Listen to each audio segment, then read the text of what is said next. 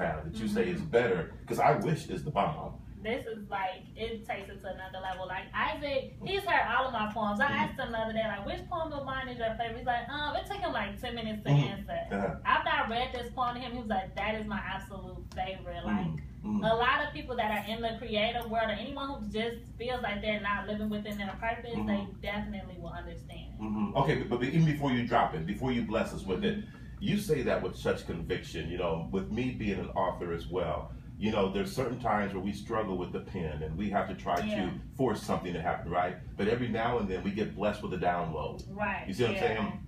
We get blessed with a universal download. Is that what this particular poem was for you? I was literally crying when I was writing it. I was crying afterwards. I read it to my mom. I couldn't stop crying. She actually called me back when you have it together. And that's the same way I was with my book. I feel like I've never felt so strongly that I was living within my purpose before now. I went from job to job that I've hated. I've had people in my jobs like, Ashley, you are too creative. Why are you working here? And I couldn't answer for the money. Like I feel like I've been wasting my life almost, and I wish I had realized this sooner, but now that I have, it's like I refuse to continue doing the same things I was doing. I refuse to keep working jobs that I hate when I know that that's not my purpose. You know what happens, and what you just described there is being pregnant with an idea. It's being pregnant with purpose. Pregnant with purpose. Girl, you better shut up and keep talking. Keep just hitting me with that. You can't just hit me. People don't know you can't just hit me with something. Pregnant with purpose. Jesus. Okay, so therefore you ready to give birth to this thing. And you know what happens in life is like the job, getting fired from your job, are like these contractions, right? You're having these your purpose is forcing its way out. So here comes this poem, this that you're about to give birth to. Bless us. Okay, and let's hope I remember it, because I just wrote it. But let's hope. Do you think? I refuse to believe that God gave me these hands to type in a customer's name as they rattle off 1,000,001 complaints. No, these hands were never meant to type about how your discount was not applied right, or your large zebra print came in a small leopard stripe. I'm sorry, but these hands were never meant for your customer service. Not when there's children attending less birthdays and more funeral service. Not when babies are being shot in car seats. Not when families go without food to eat. Not when there's crooked police. Not when there's children afraid to cross the street. How can I do my people a disservice? How can I use these hands to do anything else but nurture? As I stroke gently each finger across the keys, these hands were meant to grip pens like little boys grip heat. Because they live by the street codes, not expected to live past 21 years old. And I'm sorry if your sweater fits too tight, but these hands were meant to write, to inspire, to heal. How can I type about your misdelivered meals when there are millions of families that go days without meals? These hands were meant to braid the little girl's hair who burnt herself with relaxers because she was told her hair was too nappy. Meant to hold the mother's hand whose son was killed by the cops. Meant to rebuild the burning shops. Meant to interlock as we march. These ears were never meant to be your escape as you rattle on and on about your missed ticket dates. It's to listen to the woman who was raped. Listen as she tries to describe how she wished she had have died.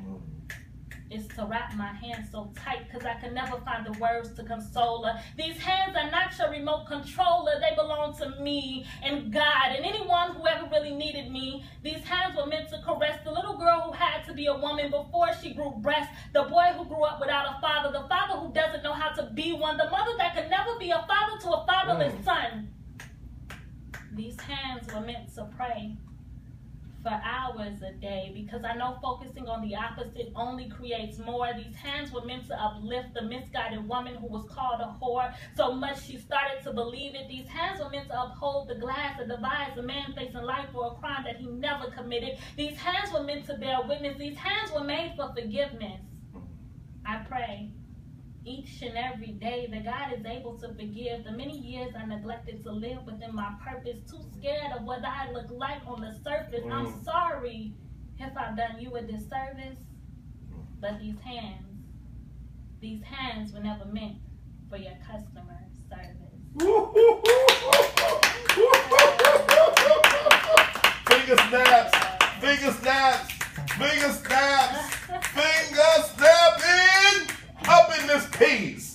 Girl, girl, you better let me alone.